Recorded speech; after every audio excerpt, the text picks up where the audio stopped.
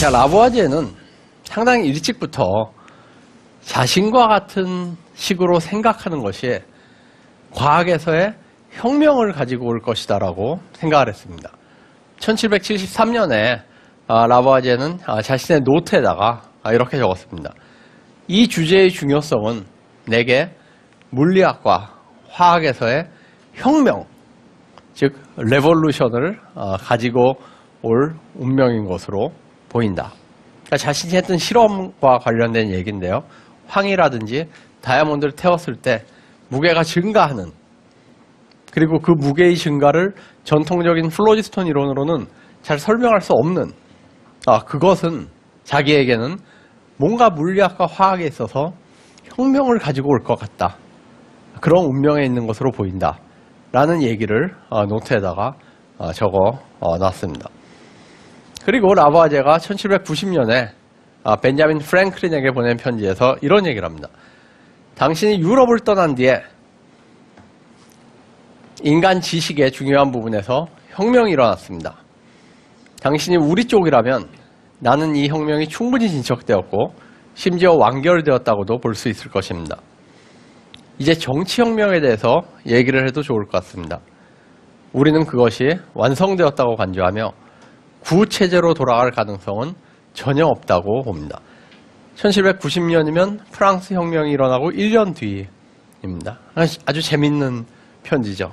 라부아제는 자신이 한 실험들, 자신이 한 연구 때문에 과학에서의 혁명이 일어났다는 얘기를 하면서 그 혁명을 정치혁명과 비유를 하고 있습니다.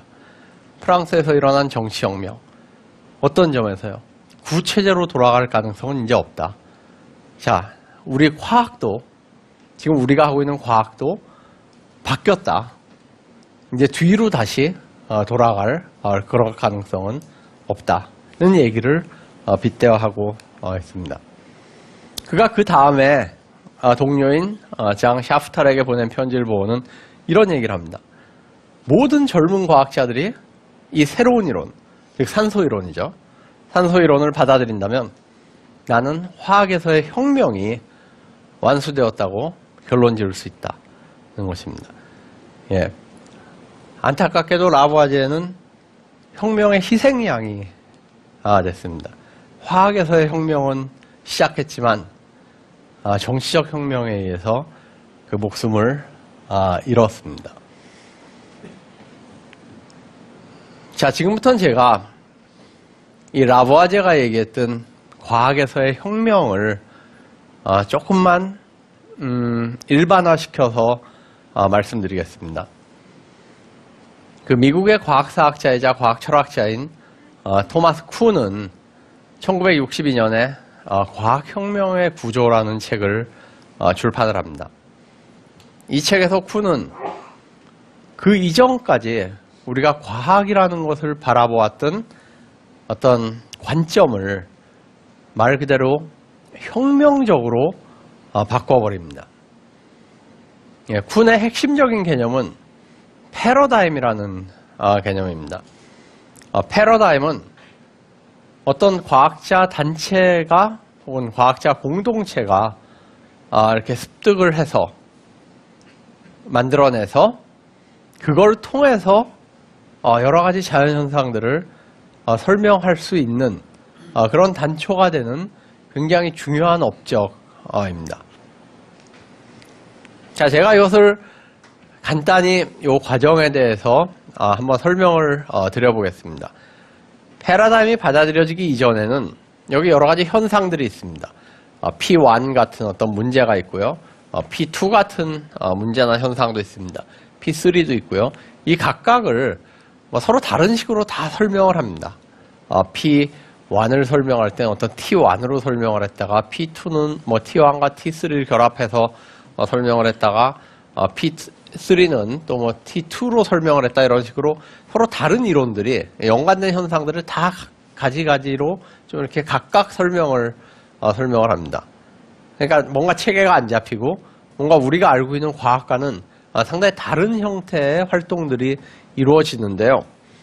그러다 어느 시점에 얘네들이 별개의 현상이 아니라 하나의 패러다임으로 딱 설명될 수 있는 그런 현상이다 라는 굉장히 그 모범이 될 수 있는 어떤 이론이라든지 설명이 딱 등장을 합니다.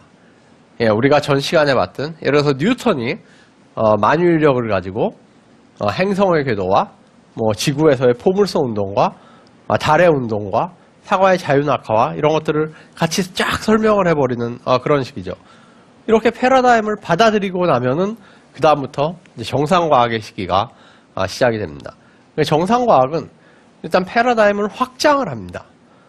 그동안 그 패러다임으로 설명이 잘 안 됐을 것 같은 문제를 막 이렇게 가지고 와서 기존의 패러다임으로 막 설명을 합니다.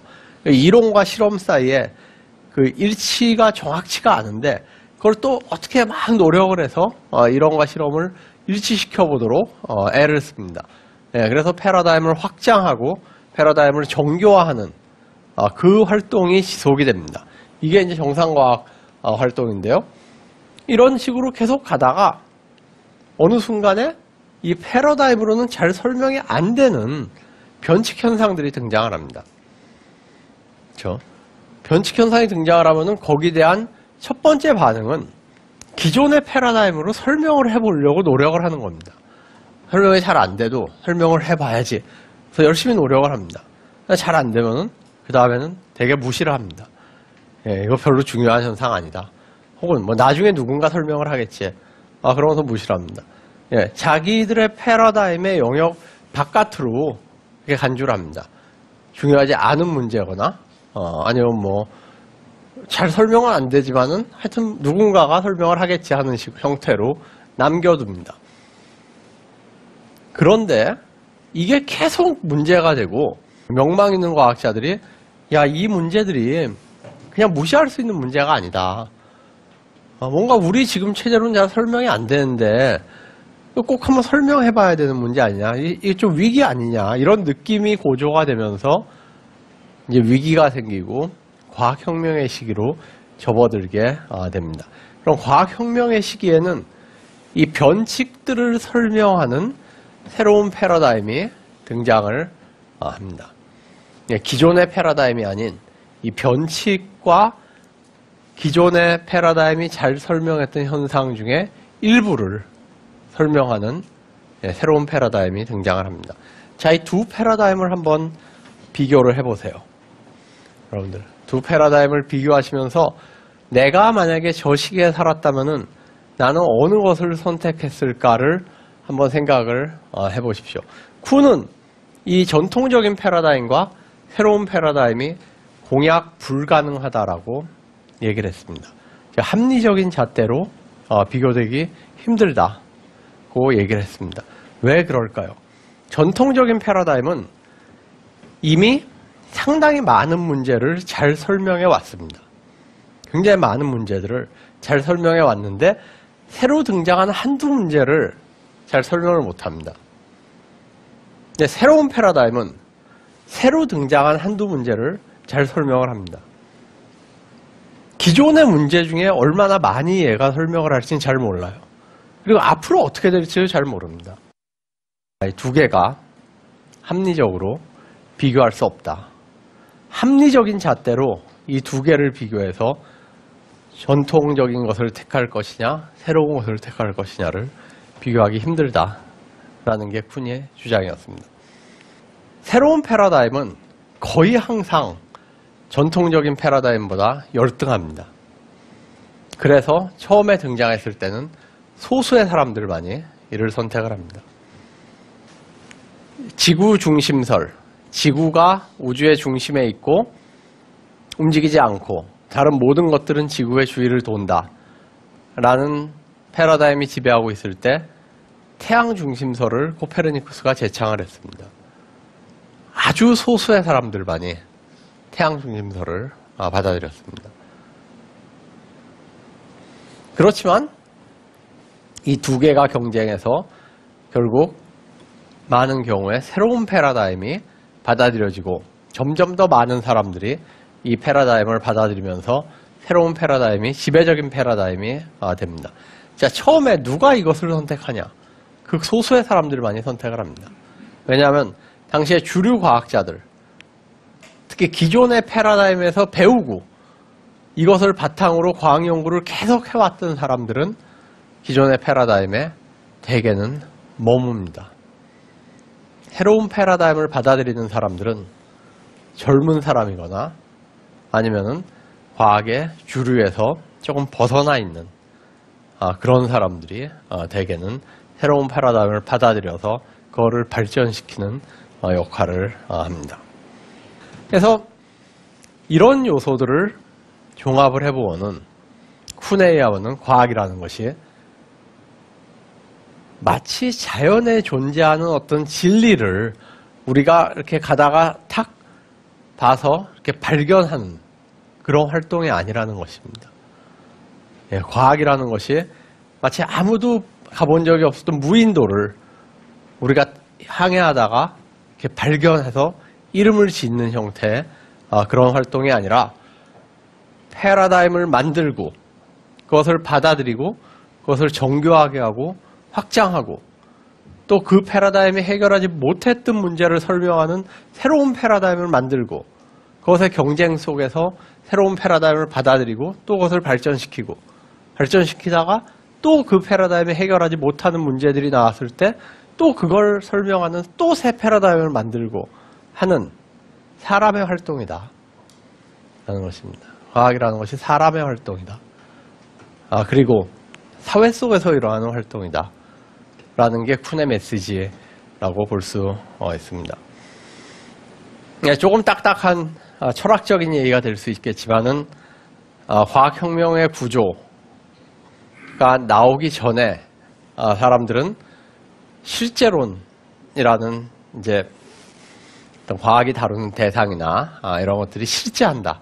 과학에서의 이론에서 나오는 여러 가지 개념들 이런 것들이 자연에 실제하는 것이다 라는 실제론적인 그런 태도를 많이 가지고 있었는데요. 과학혁명의 구조 이후에는 이런 실제론에 대해서 이제 의문들이 많이 생기게 됩니다. 과학과 사회가 쿤 이전에는 아주 뚜렷하게 구분됐다면 쿤 이후에는 사회 속에서의 과학이 논의가 되고요. 과학의 발전과 관련해서도 쿤 이전에는 누적적이고 연속적인 발전의 형태 그리고 뭐 더 나아가서 저기 있는 어떤 궁극적인 진리를 향해서 계속 가까이 다가가는 그런 형태의 발전이 어떤 그 가정되었다면은 쿤 이후에는 혁명적이고 불연속적인 그런 발전이 논의가 되기 시작을 했습니다. 뭐 관찰과 이론의 관계에서도 관찰과 이론은 굉장히 분명하게 구분되어 있다. 라는 생각이 쿤 이전의 생각이었다면은 패러다임 안에서는 그런 것들이 다 연결돼 있는 것이다라는 게 쿤 이후의 생각이었고요. 과학 활동의 본질과 관련해서도 쿤 이전에는 자연에 존재하는 것을 발견하는 게 과학자들이 하는 일이다. 라는 생각이었다면 그 이후에는 패러다임을 만들고 그것을 확장하고 정교하게 하는 그런 일이 과학 활동의 핵심이다.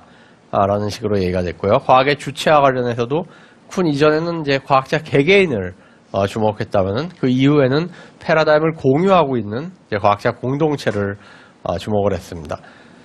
과학은 합리적인 것이기 때문에 과학자들 사이에서의 의사소통은 굉장히 합리적이고 자유롭고 왜곡이 없다는 것이 쿤 이전의 생각이었다면 쿤 이후에는 과학자들 사이에서도 특히 패러다임의 교체 시기에는 합리적인 의사소통이 매우 어렵거나 뭐 어떤 때는 거의 불가능하다라는 것이 그 이전에 쿤 이후의 생각이었습니다.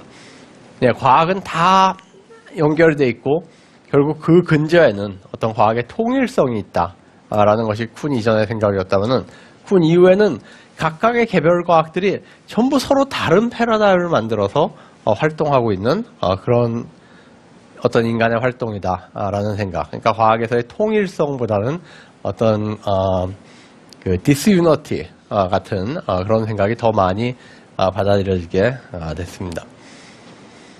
제가 이것을 강조하는 이유는 과학이 자연에 존재하는 진리를 이렇게 가다가 죽는 것 같은 그런 활동이 아니다라는 것입니다. 과학은 사람이 하는 활동입니다. 사람이 하는 활동이고 사회적인 활동입니다. 과학은 인간적 활동이고 사회적 활동이다. 이 명제를 통해서 우리는 과학과 인문학의 접점을 새롭게 만들어 볼 수 있다고 저는 생각합니다. 오늘 라부아지아 화학혁명에 대한 강의 여기서 마치겠습니다. 고맙습니다.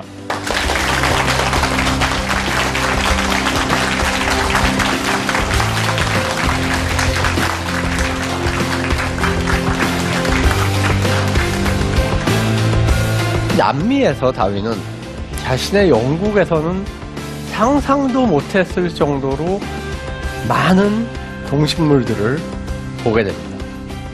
콩 심은데 콩나고 팥 심은데 팥난다 하는 것인데 왜 하나의 종이 다른 종으로 가지치기 하는 식으로 나눠지는 것일까? 멜더스의 인구론을 읽다가 굉장히 강한 충격과 함께 자신이 고민하던 문제를 해결할 수 있는 어떤 통찰력을 넣었습니다. 과학과 인간 사회와의 관계가 어때야 되는가에 대해서 우리가 어떻게 사는 것이 바람직한가? 우리는 어떻게 살아야 되는가?